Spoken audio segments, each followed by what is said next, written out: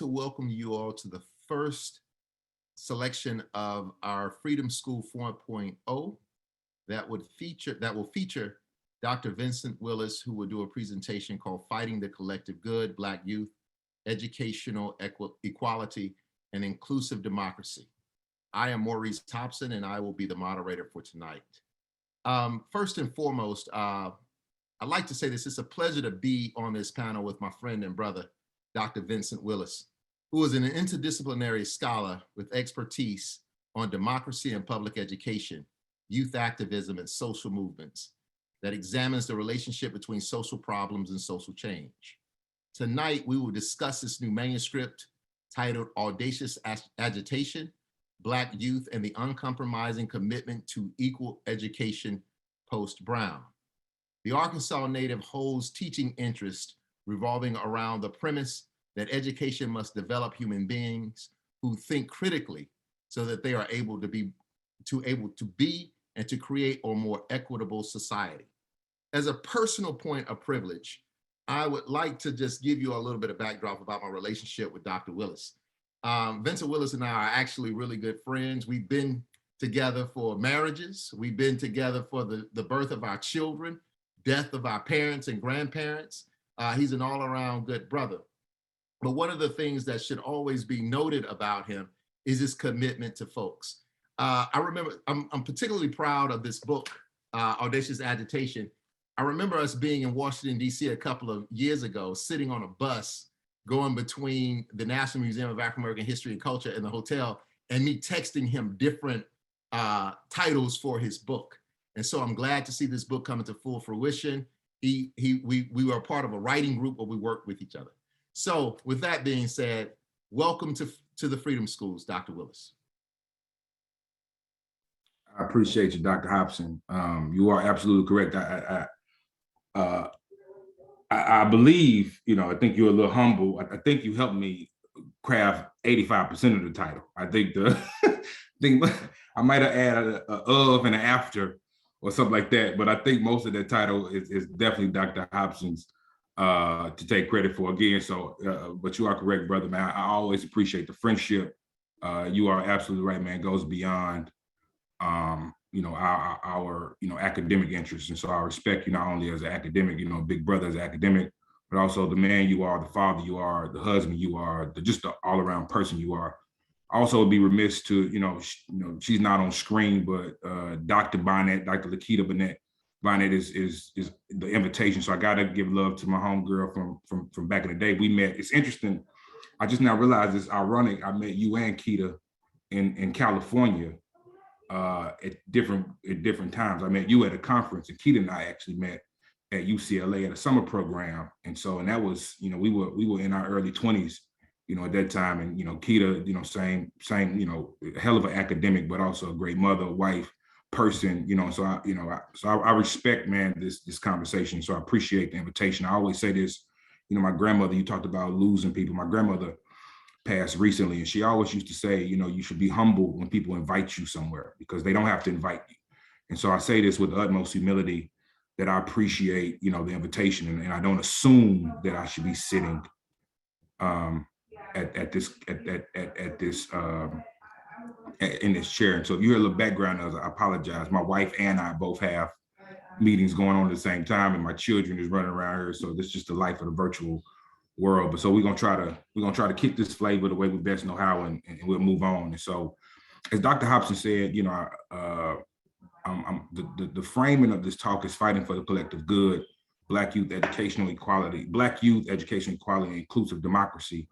And I want to really start off again by elevating what you all are doing with the Freedom School. And so, there's a shared history that, we have, and when I mean us on this call, that history teaches us something, right? That is not just about past actors and past events, but actually it has a role to play in the world, and not only which we are in, but also the world that we want to create. And so the Freedom Schools that was created, by the Student Nonviolent Coordinating Committee, back, during the Civil Rights Movement. So I want to give y'all big ups for continuing those historical models and those ideas that we know work, that we know where we can have these these rich conversations about the kind of institutions we want to not only create, but that we want to leave for our children, our grandchildren, our great grandchildren. As my grandmother used to say, is when my face is covered up, I want to be able. We want to be able to say we created institutions that sustained our kids. And so really, my talk is in the vein of that old kind of spirit that I'm hoping this becomes more of a conversation about what we can learn from history. And the last thing I would say before I go ahead and get into my talk is that one of my critiques of history is that it's very adult centric, right? We typically look at the historical figures, regardless if it's enslavement, regardless if it's the civil rights movement, regardless if it's whatever moment in history, even if we do it from a bottoms up or a top down approach, whether it be through leadership or whether it be from the community, it's oftentimes done from the lenses and the lens and the experiences of adults. And I argue that children, Black youth in particular, Black, adolescents, at a particular time, from enslavement up into the civil rights movement, even up to today, have something to say and have something to contribute to our understanding of freedom, to our understanding of equality, to our understanding of what it means to have an inclusive democracy.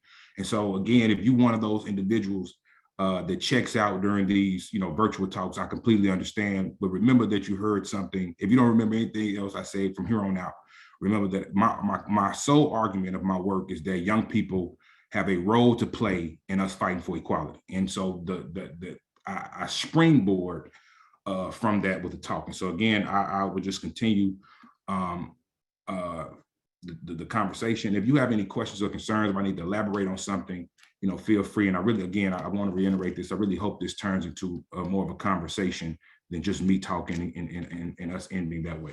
And so I want to begin. I like to begin these conversations with a quote, and I can't think of any better person than to frame this conversation, that the King often talked about. And he says, all we say to America is be true to what you said on paper. And of course, paper, he's talking about the Constitution, Bill of Rights, and all these different, governing documents that we have in America.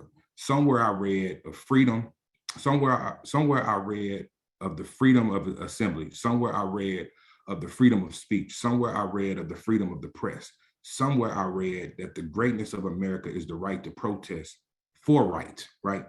And I want to frame that conversation, and I tell my students all the time, we have to have a baseline of where we start off. We can't assume we all come in this conversation at the same level, right? When I don't say same level, I mean the same place, right? And so essentially, the academic I am, the father that I am, the husband I am, all of these identities, there is an honesty that I try to approach life with. My grandfather was real big on being honest. And if you're honest, you can at least face things what they are. And so what America is a grand experiment. And that experiment in rhetoric, right, is a very beautiful thing, right? We hold these truths to be self-evident, right? That we're endowed with certain inalienable rights, life, liberty, and pursuit of happiness. Like on paper, that sounds excellent. Like I don't think anybody could read the Constitution of America or the Constitution of the United States, should I say, or the Bill of Rights, all these governing documents, and not be enamored, right, by the beauty of it. But the reality of a lot of Americans, there's a gap in between what we say and what we do, right? What we say and what we practice.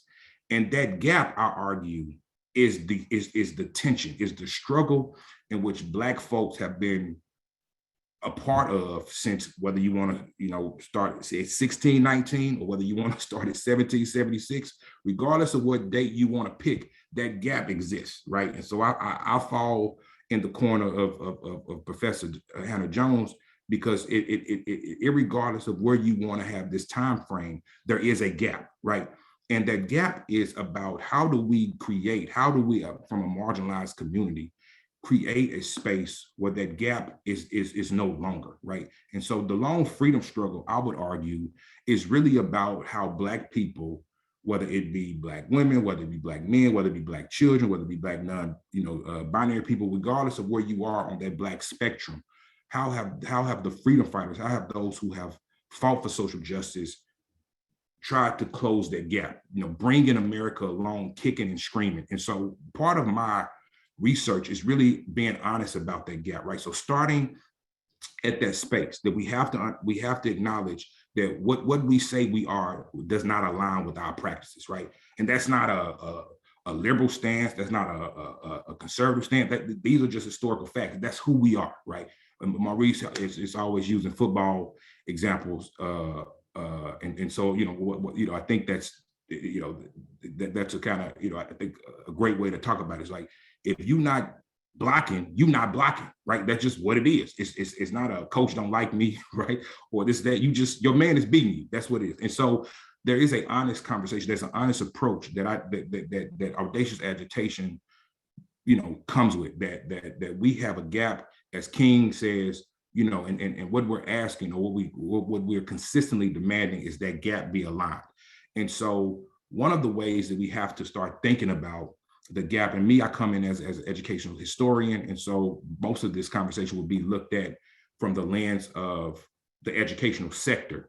But the other thing I tell my students is that America has done a great job perfecting inequalities, right? And so there's no sector, whether it be the healthcare system, whether it be the economic system, whether it be entertainment, whatever sector you want to use, America has done a great job of saying one thing and having that gap, right, when it comes to marginalized people.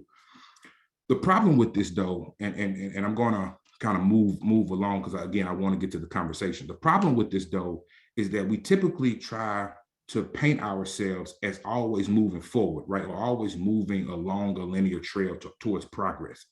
And I, as a scholar, and as a Black man who, was born in the 80s, lived in the 90s, and continued to live in this world, disrupt this kind of constant progressive nature. I want to be clear about that. That does not mean that I'm saying we have not progressed. I'm just saying progression is never by itself. And I explained that here shortly.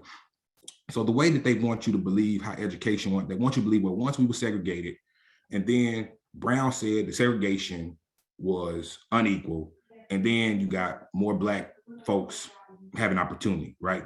And that really doesn't capture the nuances of educational history. It doesn't capture the beautiful things that were going on in segregated Black schools, right? It doesn't capture the hostility and the things that continue to take place after Brown. And so again, I argue that we need to look at a framework in a much more circular way. And I know some of this like wording and stuff like that. So this is the first excerpt I want to read from the book, and then I want to kind of push on to the activism of young people as we think about it. So I say the entrance of Black youth, Little Rock Nine, Ruby Bridges, and others into previously segregated white schools, Central High, William Francis Elementary, and others, and their experiences are manifestations of competing variables that starkly shape the formula and the conclusion of education equality. Likewise, Black youth who fought for education equality outside the framework of desegregation in places like Georgia, Alabama, North Carolina, and Mississippi found themselves susceptible to similar retributions as their classmates who sought to move Brown beyond a legal exercise. This mixture of contradictory variables, access, hostility, advancement, and opposition, did not lend itself to a binary result, progress or regress. There was no form of agitation which Black youth participated after the outlawing of segregation that was not interconnected with various forms of white opposition. This means that the conclusions of the defiant acts by the activists were accompanied by conclusions of hostile acts by the obstructionists. The activists did not get pure progression, but the obstructionists did not get an unfragmented status quo. The results from these contradictory relationships between activism and opposition are just as opposing as the formula. Grappling with the disorderliness is the only way we can fully understand the multifaceted complexities of the fight for education equality after the landmark Brown decision. And essentially, what I'm arguing is that there are these multiple things going on at multiple times, right? We have the climate of activism is always taking place in a hostile environment. That's why you need activism, right? It's because people are advocating against something. They are advocating against some hostility. They are advocating against some untreatment. They are advocating against some fair economic practices. And then the advocacy is a push, and then there's opposition to that. And so we need to really understand education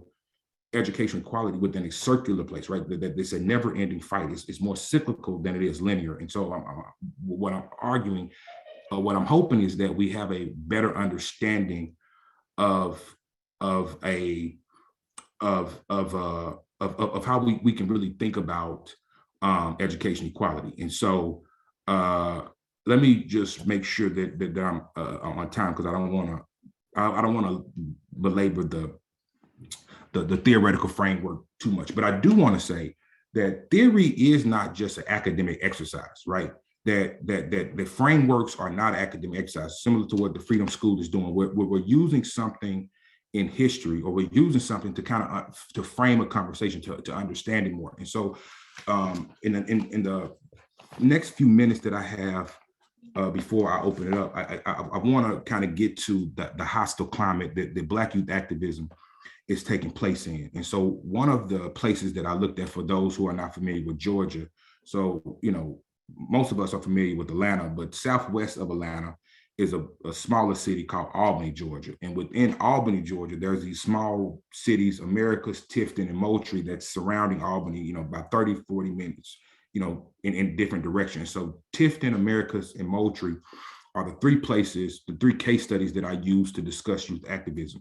And so Americas, for this talk, I'm going to focus on, but I want us to always think about how activism, as it relates to the status quo, is always unwelcome. I know that in hindsight, we tout these activists as, oh, well, you know, it's a great job, we love them. But in real time, that's just not how it works, right? The status quo is never just accepting, you know, activism. It's not like, oh, hey, you know, y'all come tell us how terrible we are and we'll change for y'all. So it's very hostile, right? And so one of the ways in which in Americas that they try to squash activism is to charge the people who are executing their, you know, First Amendment right, was to say this was an insurrection, right? Now, some of this, I hope some of this sounds familiar, because Florida just passed a similar law.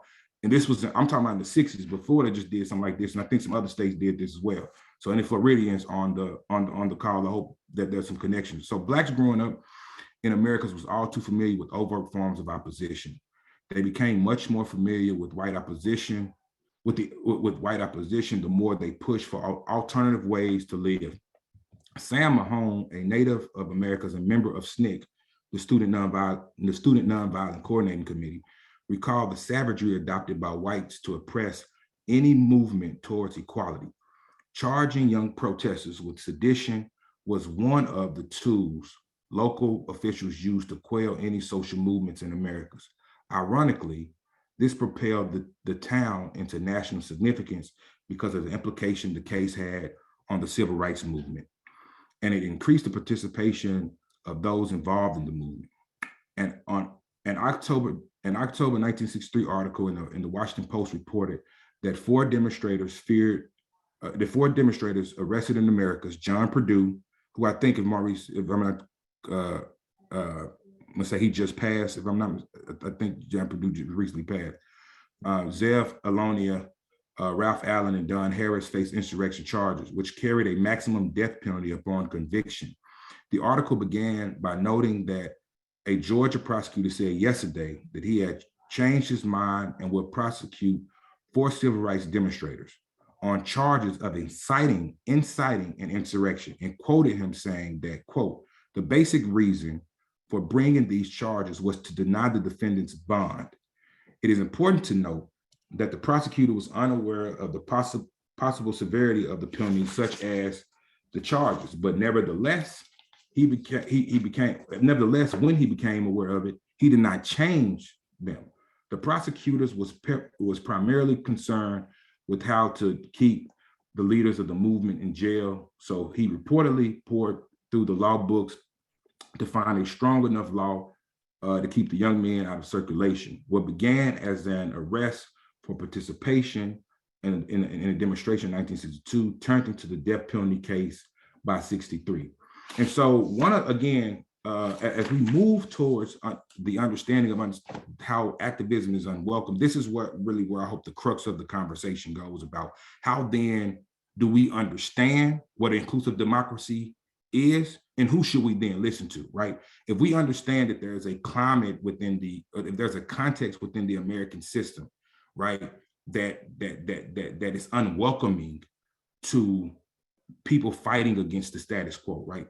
People fighting for a more diverse society, people fighting for a more inclusive society, people fighting for a more inclusive democracy, then I argue the people who should be listened to, or the blueprint that we should use is the one by the activists, right? That those are the ones we should listen to, right? Because because America has shown itself as a adversary at best to an inclusive democracy.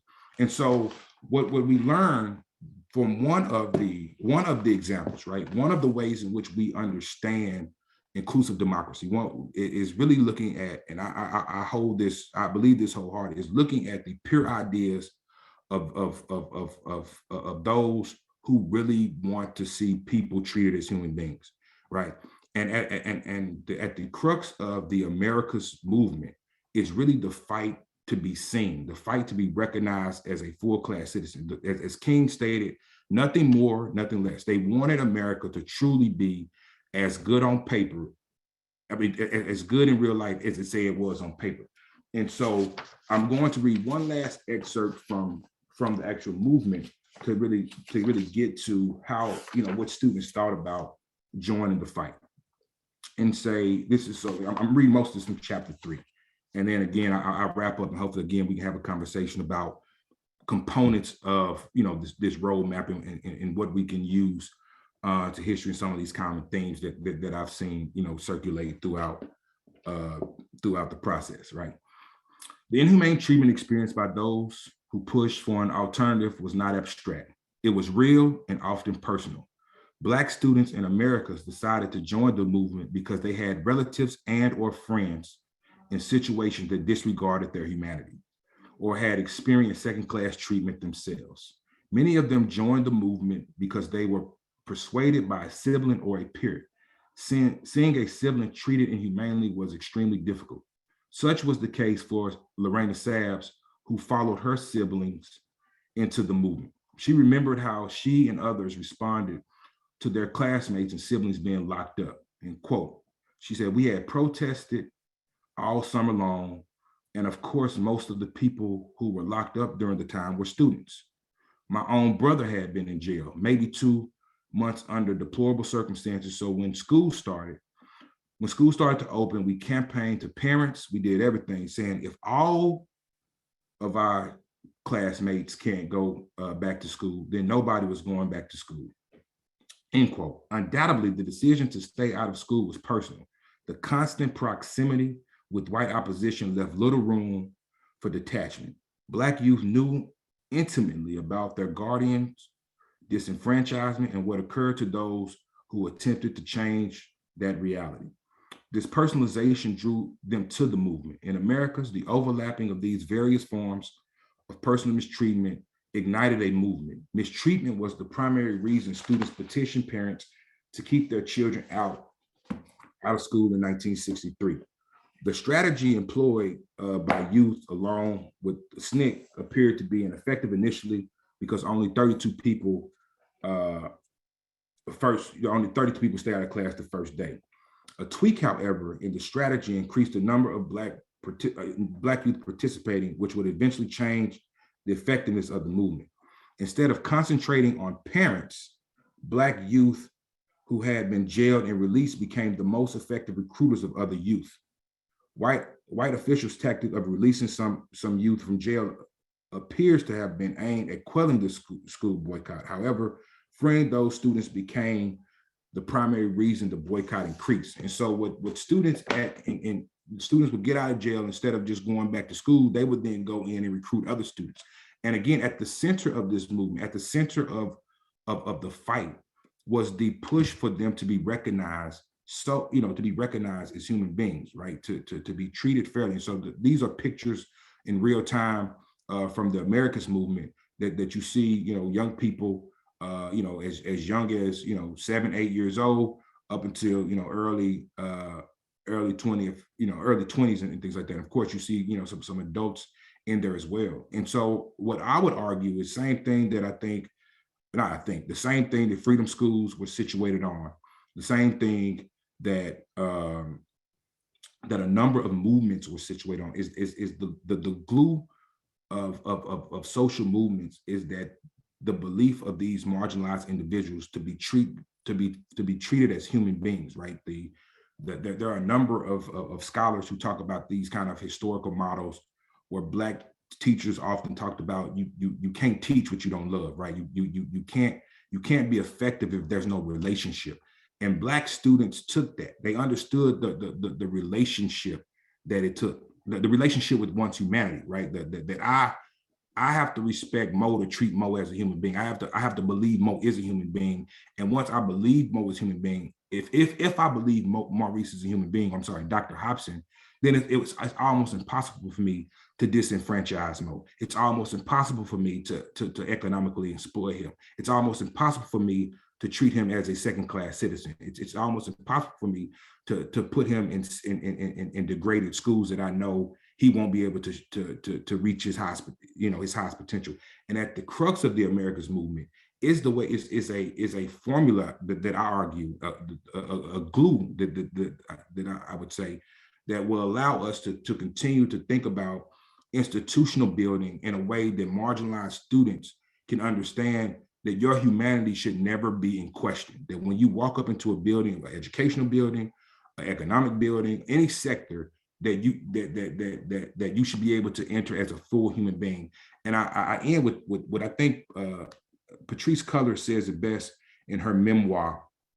And I think the goals of social change. So I'm hoping there's a continuation that we can constantly see, and that's connected to the Americas movement. I'm not saying Cutler's got this from the Americas movement, but I'm saying there's a ideological, there's an ideological, kinship to what she's saying and what students in Americas were saying. And she's saying we strive to be different, to love and honor the singular us along with the collective us. We want to build a world which undeveloped and unrefined emotional instincts like possessivism and jealousy are minimized as much as humanly possible, so that all eyes, hearts, and spirits are not distracted from the goal. And the goal is freedom. The goal is to live beyond fear. The goal is to end the occupation of our bodies and souls by the agents of a larger American culture that demonstrates daily how we don't matter. And akin to what Cutler is saying is the same kind of ideological understanding that if we're really talking about building an inclusive democracy, there has to be an unequivocal determination that one's humanity is respected, that there's a collective acceptance of people as people, right? And that will help us gauge and assess the other sectors, right? Are we paying people fairly? Are we educating people fairly? Is the curriculum responding to it to other folks?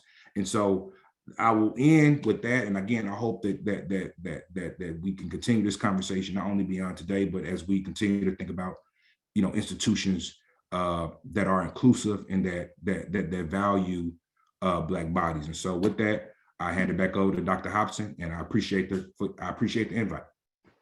Thank you. Dr. Willis, D-Dub, as we call you.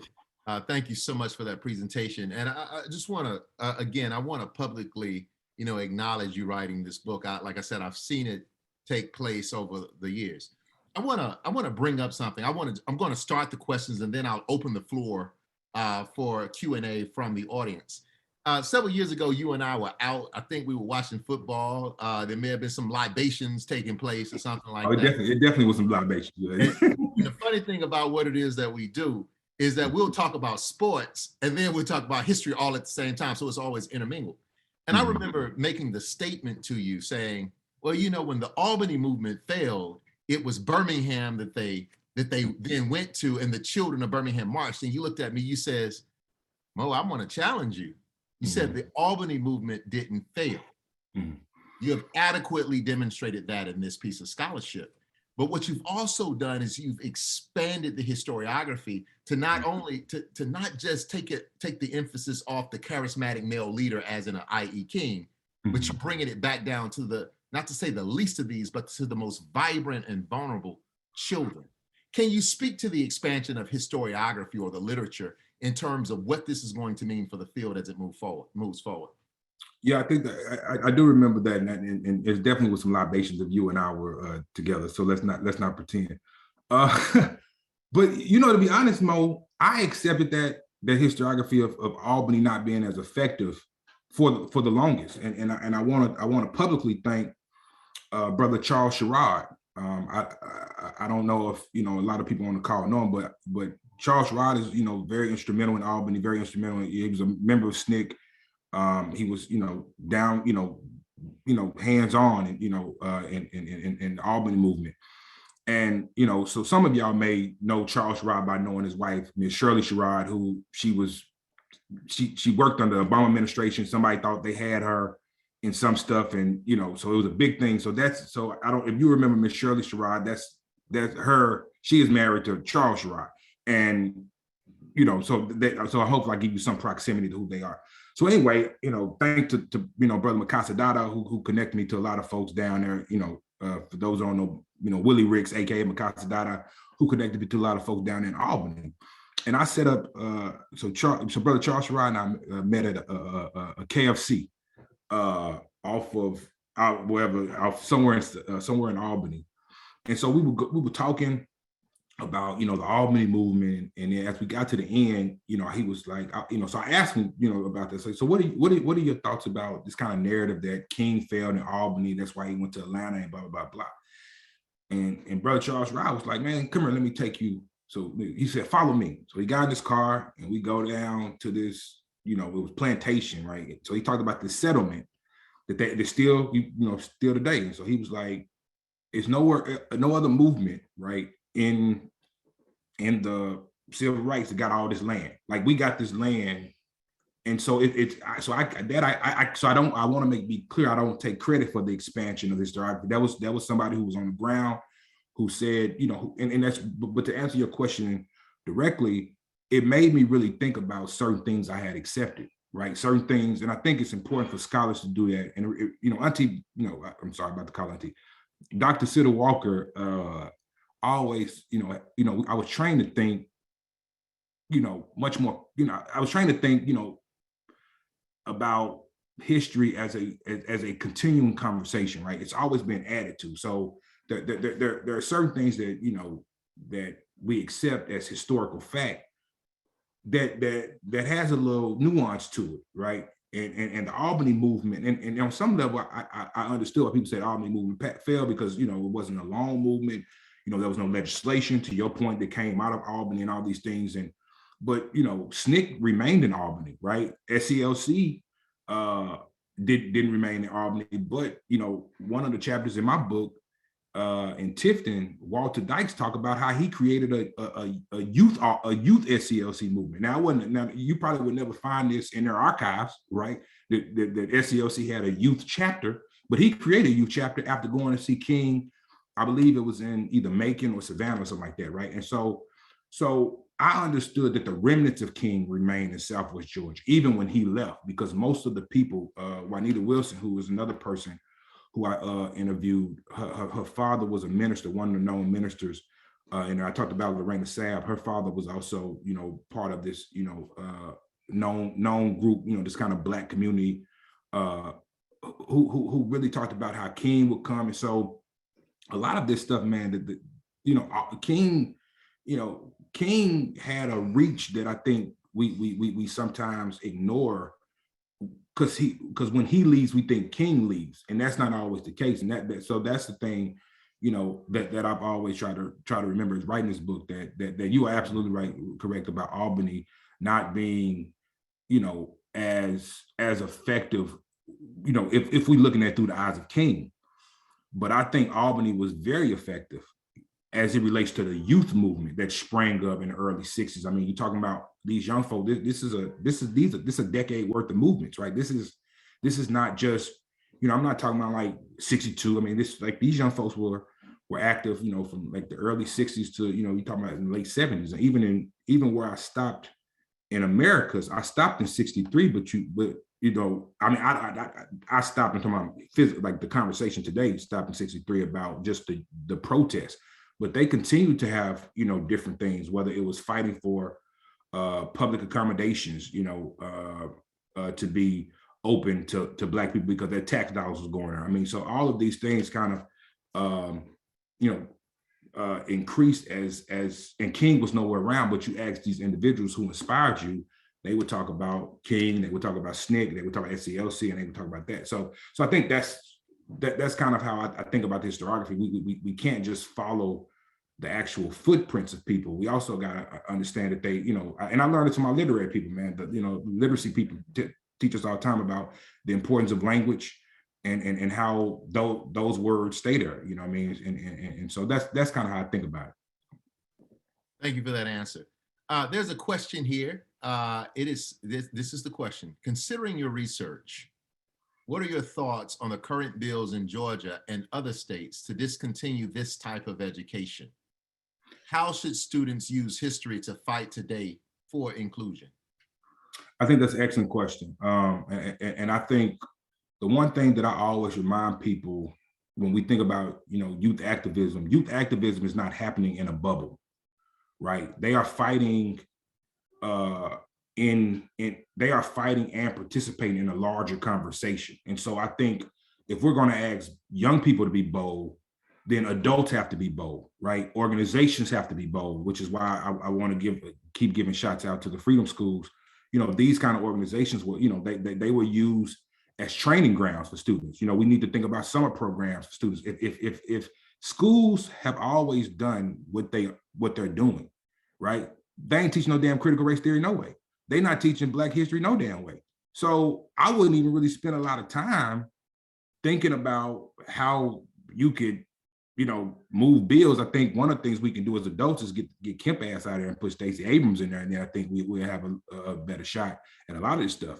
But I'm real clear about how I want to spend my time, right? And I don't think that we should be fighting about some curriculum that wasn't taking place anyway. I think we should support organizations like what's going on now with Freedom Schools. We should try to expand it, maybe make it, statewide, and then make it national, and then make it, international, and think about what kind of institutions are we going to build? Because as Du Bois always said, this system is doing what it's designed to do. And again, that's why I started off with we have to be sober, with these critiques. America is doing what America is supposed to do. But the problem that America has is that Black people won't let America do what America want to do. Black people have never let America do what America want to do, because we want America to be as good on paper as it's, in real life as it is on paper. And we have been stubborn to that fact. And so as we think about changing schools, I would really think about, if you are a teacher, instead of, Maurice and I talked about this, I forgot, I think about a week ago. If you're a teacher, first of all, these folks ain't that damn smart. Sometimes you don't have to mention race. Just say, okay, class, we're going to talk about the damn 14th Amendment today. Okay, how they going to stop you from talking about the damn 14th Amendment? Right. We're going to talk about, It's the Constitution of the United States. States. What I'm saying? Like, okay, you ain't got to, I talk about race in my class, and I talk about a whole lot of stuff in my class, and you read my syllabus, you're like, oh, they just talking about social issues. Right? I mean, they ain't that. And then you could tell them that it's not even that they I think, I don't even want to insult them and say they're playing checkers. Like, they're not even playing checkers. I don't even know what they're playing. They reading something from some blog, and somebody getting on there and saying, and they say, then they get the ear of the politician, because the politician's so damn scary, right? They jump on there and say, oh, well, we don't want critical race theory. Okay, it ain't there no way. So cool. Okay, now today class, we're gonna talk about the 13th Amendment. Today class, we're gonna talk about the 15th Amendment. Today class, we're gonna talk about the 20th Amendment. Today class, we're gonna talk about the Marriage Defense Act. Do you have to say we talking about LGBTQI plus issues? No, you can just talk about the Marriage Defense Act, right? I mean, there's a whole lot of ways that we can talk about America and the ills of America without ever mentioning race, because America has perfected inequality. That's what they do well. And so you never have to mention race to talk about race. You never have to mention gender inequality to mention gender. And so the games that they're playing, they really want us distracted and following them down that rabbit hole. And I just refuse to go down that rabbit hole with them. They say if you're a pre-K through 12th grade teacher in public schools, and your principal tell you you can't mention critical race theory, I wouldn't even spend 2 seconds talking about it. I was like, okay, oh, no problem. Why? Okay, talk to your students about, ask your students tomorrow, class, why do we need Brown v. Board? Why do we need a civil rights movement? Why do we need, a voter's rights? Like, why do we need those laws? Why do we need these amendments to the Constitution? And it brings the conversation, it's interesting that we're having this conversation right now, Dr. Willis, because, that's the conversation that you and I always have. And the thing is that comes from growing up in communities where you can't always let everybody know what you're thinking anyway. Absolutely. And that's something that we have to work on. It keeps you safe. The wise, or some would say, the Proverbs would say that discretion will keep you. And this is one of those things, the world doesn't have to know everything that we're thinking. Exactly. I do want to see if there are any other questions. I did fill the question that was in the Q&A. Are there any other questions for Dr. Willis tonight? If not, I always got some questions for you. but while we're waiting on questions, I do want to go back to the ingenuity you're talking about, right? Like one of the things I think we should always do, and I've said this in different sectors, you should always have older Black people around you. And the reason why I say that, for a host of reasons, because you should, but one of the main reasons that I always, again, to my grandmother passed, I used to call her on my ride in and ride, just talk, right? And you have to understand, like, they have been intimate with the hostility of America, right? And all a lot of these folks in power are trying to do is really return us to some overt kind, and I don't necessarily know how we ain't got to do too much turning, like my colleagues say, some of these folks think they woke and they just turning over, right? So we ain't got to do, it ain't like we that far away from what we were. But one thing I do to Dr. Hopson's point, I think by really embracing a conversation with our elders is understanding the nuances of movement, right? Understand the context of movement. There are ways in which we can have real conversations that people learn how to read during slavery when it could get you killed. And so, let's again, my grandfather was a real stickler for honesty. And if we're honest with ourselves, we are just part of that continuation. Like that is who we are. And so we can embolden our children and embolden our community with the information they need without having to tell white folks you need to let CRT be in public education, because it don't really need, to be honest, as an academic, CRT doesn't need to be in K-12 anyway. And I say that not because I don't like CRT. People are not ready for CRT. CRT is about critical. It's a criticality, right? That you have to have before you get to that level of race. Some of us are still on that baseline understanding of race, and it's fine if you're not ready for CRT. Right now, we cool with why was there a need for, why was the 13th Amendment necessary? If the 13th Amendment was necessary, why do we need the 14th Amendment? If the 14th Amendment necessary, why? So that kind of conversation can take place from K through 12. And you never have to get more nuanced than that, because by the time they get to Mo, myself, Dr. Barnett, and all of us, we can take them and get them ready for CRT when they go to grad school, law school, professional school, stuff like that. But right now, if you're pre-K middle, through 12th grade teacher, just have a conversation about why do we need these laws? And you never have to mention race.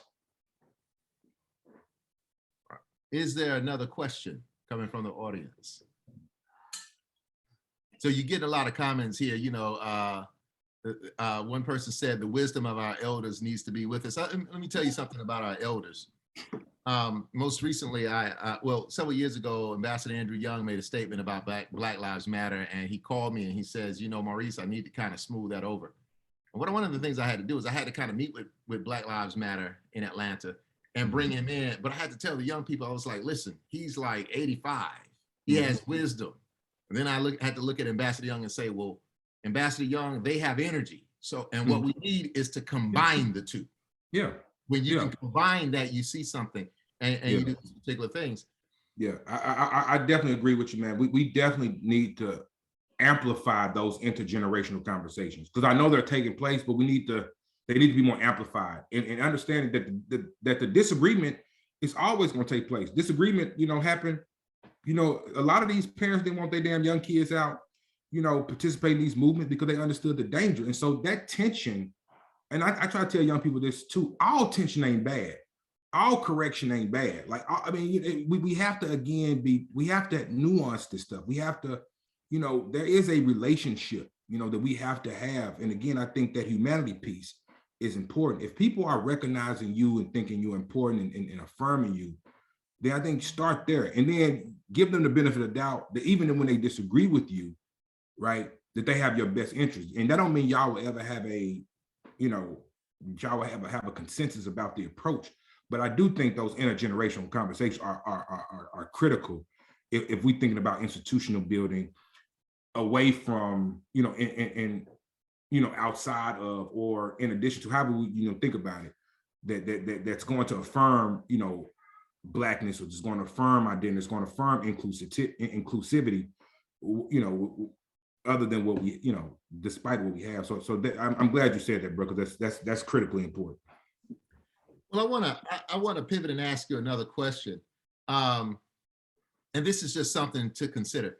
The area of Southwest Georgia that you're looking at, that's the old Georgia Black Belt. If we know anything about the black belts of any place, the Alabama Black Belt, the Mississippi Delta, the Louisiana Low Country, the Georgia and South Carolina Low Country, and whatnot, we know that what's particular about that is cotton. And when you understand the history of cotton, particularly in the states of Georgia, Alabama, Mississippi, Louisiana, whatnot, you begin to understand that it's an overwhelmingly Black area, but that it was overwhelmingly oppressed, because the soil that is needed to create cotton has to be Black, and it has to be particular conditions. Can you make the connection between the oppression in terms of education and that old Georgia Black Belt cotton conversation? I know you do it, but I want them to hear you do it how only V-Dub can do it. Now you're putting pressure on. I guess what I do, like a historian would do, would tell the story, right? So not in my America's chapter, but in a chapter, I don't want to mess these places up. I believe Moultrie. So Reverend Burroughs, who's actually a reverend still in Douglasville, he grew up outside of a smaller town in Moultrie, and the name is escaping me, right? But his father was sharecropping, right? And his father was sharecropping, but his father was determined to have all his children go to school. But the problem with sharecropping is that it's a laborious, it's laborious, right? It's and it demands a lot of people working. And so what he went on, but the father was determined to go have all his children go to school. So but that economic restriction, right, really created barriers for children, because they could really only go to school during non-harvest season, right? And so what happened is, so as they're going through this, as they retelling the story, and their father and mother, are committed to make sure I think it's like 6 of them or 7 or 8 of them, and determined to go. So Reverend Burroughs, or maybe it was his sister, one of them remembers being on the school bus, right? And the school bus was stopped by some white man, right? White man stops, get on the school bus, and pulls out another child, not one of the siblings, but somebody else, and was like, get your ass back to the field, wouldn't let him go to school, right? And so Reverend Burroughs, again, remembers this, right? Remembers the ways in which, these kind of economic restrictions, these economic status was inextricably linked, right, to one's educational journey. And that again, and I'm hoping I'm answering your question, but that economic reality, right, was it, I don't necessarily know if this is the right word, but it imprisoned, right, one's ability to acquire education, right? And we have to think about that when we think about why people maybe make decisions they make, why certain people only went to school, half a year or a certain amount of time. Some of that was not, a lot of that was beyond choice, and it was because of the institutional exploitation, the economic exploitation that was still alive, that was alive and well, to your point, in the Georgia Belt and the Black Belt, and some of those exploitation remain today. They're not sharecroppers or dependent on a cotton, but they may be low wage essential workers, right? And all of this. So all of these things, I'm glad you mentioned this. All of this stuff goes hand in hand. The economic exploitation is intimately connected to your educational ability. Absolutely, they are. I don't want to say they're one and the same. They're not identical twins, but they produce from the same mama. They got they got the same genes, and so we definitely need to understand historically and contemporary, like what has been, I don't like to use the word lost, but what has been impacted or affected, whatever word you want to use, by the continuation of economic exploitation as it relates to educational mobility or educational access, or the lack thereof. Man, you sound like a preacher up in here, boy. My granddad was a Baptist preacher, man. I have another question for you right here. This comes from the audience, and it says, we have heard a lot about young people in the civil rights movement and how students participated in resistance movements, particularly in places like Alabama, Louisiana, Mississippi, South Carolina. We got to put Georgia in the spot too. Mm-hmm. However, your work is focusing on an area that is not regularly associated with students and resistance. Why is this important to you? And why is this research important to Black history? Excellent question. So, like Maurice had mentioned earlier, that I'm a native from Arkansas, and more specifically, I'm from Jacksonville, Arkansas, which is close to Little Rock. And so, if we know, there are very few footnotes about Black children in American history. One of those footnotes is the Little Rock Nine. And so I grew up, hearing about the Little Rock Nine. I grew up, being discussed, hearing that discussed. And even when I got to college, when I got to Morehouse and so on, I was just interested in just knowing, more about, what were Black children? Like, what were Black children there during slavery? What were Black children there during Jim Crow? What were Black children? So, we know they existed, right? Because we always had, children. And so mainly, really, the interest was just about knowing more. I mean, I just wanted to know more about the actions and the ideas of young people throughout history. And to your second point, I think that what does this do for Black history? I honestly think it's pivotal to have a much more evolved understanding about what Black history is. And really what you have is a lot of people in local communities trying to make life better for themselves and their community, right? And that has very little to do with a charismatic leader, to Mo's point. That has very, so you are, so I think with young, with studying Black people, young Black children or young Black youth, is that it shows it doesn't take, a king, it doesn't take an Abernathy, it doesn't take, a Daisy. I mean, whoever the adult figures are, that these young people were just, as Fannie Lou Hamer say, they were just tired of being sick and tired. They thought something was wrong. As Walter Dykes was saying, he tried to figure out why he couldn't go to the community pool, because his grandma tax dollars paid for that community pool. It's really the profound and the simplicity, right? It's that I should be able to go to the pool because it's a community pool, right? It's that's what it is. And for for Black history to be all encompassing, we need to understand our collective, as Cutler said, our individual and collective realities. And if we can't embrace our individual and collective realities if we're ignoring, anybody under 20, 21, right? I mean, it's like, back to the sports analogy, it's like telling the history of football without ever mentioning special teams. It's like, what? That's impossible. So you can't talk about Black history without talking about young folk. It just, what are we doing here? And so that part really is about just having a understanding. And the last thing I would say about adding young people is that I truly believe it gives us a blueprint. I think it's profound in the simplicity. Like, really, my kids should have the opportunities.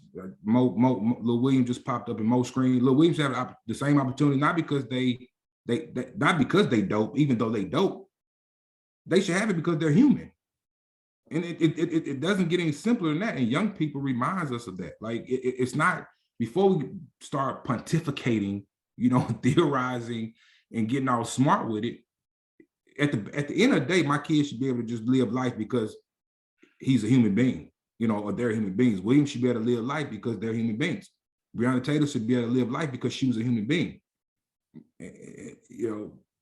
That to me is again the profound simplicity that I think studying youth oftentimes remind us, and it keeps us from being in the weeds when these distractions come, when these tensions come, like, oh, when old people say this, or LGBTQIA people say this, or all these tensions. I'm not saying those tensions shouldn't exist, because they are going to exist.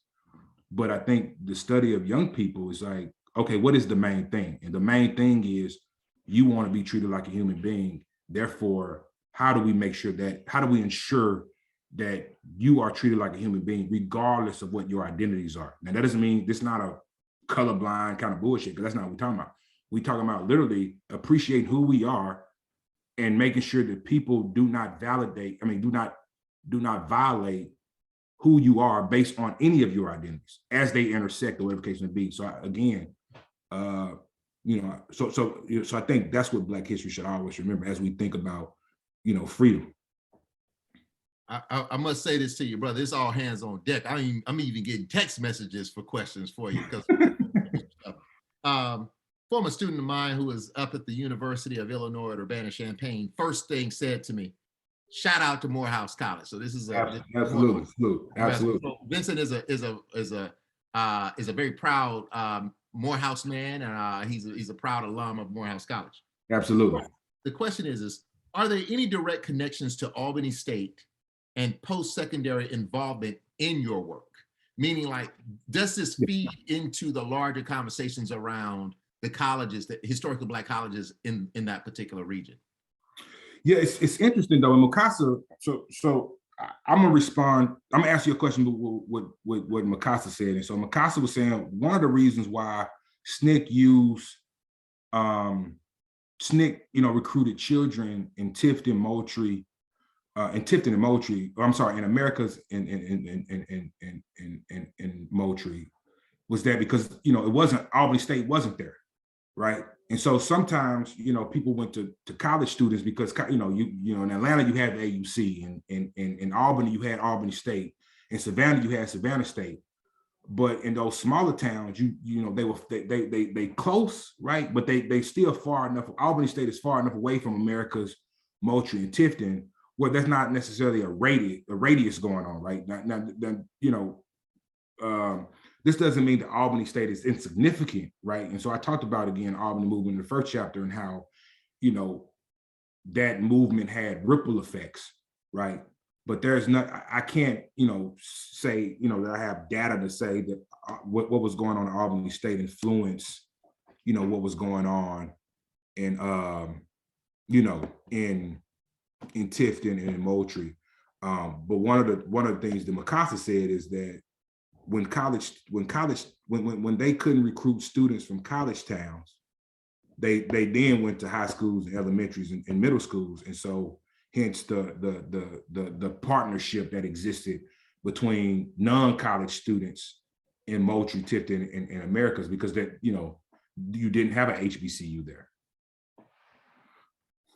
let me ask you this question.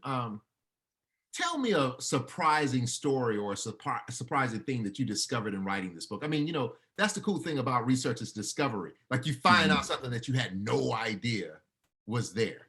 Can you give me one of those stories? Yeah, I think I think Jimmy Houghton, who was given, Mr. Jimmy Houghton, who was given credit for starting the Tifton movement. I'm sorry, Moultrie movement. I'm sorry, Moultrie movement. Is that he talked about how they were kind of, the students who started that movement were the rebellious kids, right? The C and D students, right? And so I I thought that was funny because it reminded me of, like, because you and I know, and I hope I don't kind of go off the rail with this one, because every time respectability politics come up, it seems like it goes left without people contextualizing this, right? And I laugh, not laugh, haha, but I laugh because people have been looking at Ruby Bridges pictures since Black History Month, right? And Mo, every time I see Ruby Bridges picture, I was like, do anybody see that girl carrying that big ass briefcase? I'm like, it's the funniest thing to me, bro. Like, she's carrying this briefcase, and that's her parents thinking about, oh, you're getting in your Sunday's best, and we're gonna put you in this briefcase, right? And so you think about student activism as these young people always being their best selves, and but Houghton was like, man, we was the outlaws, we were the bad kids of of the school, but in that they said, well, we think, but they wasn't bad enough, or at least not checked out enough, right, that they didn't see these inequalities. And so I thought one of the funny things that I thought was that a movement can come from a C and D student, given what we talk, given that we think movements come from the best of us, and so at least academically, right? And so I thought that was a twist in the conversation. So I thought that was an interesting one of the most kind of funny stories, where he used to talk about him as a student, and that they were the outcasts and things like that, that they were not necessarily the creme de la creme of students. And so I chuckle because every time I think about these students, I juxtapose them with the Ruby Bridges and with the Little Rock Nine, and all these individuals are in their Sunday's best, and I just find it interesting that Houghton them saying we starting this movement, with jeans and and our bell bottoms and whatever they whatever they in, and we're gonna make it happen. So I thought that was one of the most interesting stories of it, and there was a couple of them. Some we had to share offline, but it was a couple of them that I thought was funny, particularly with Brother Charles Gerard, and so. Yeah, but that's the best one I feel comfortable sharing publicly. Well, we have time for one more question if someone would like to ask. If not, I can start us towards the end. So I'll give it a couple of seconds to see if someone wants to post a question.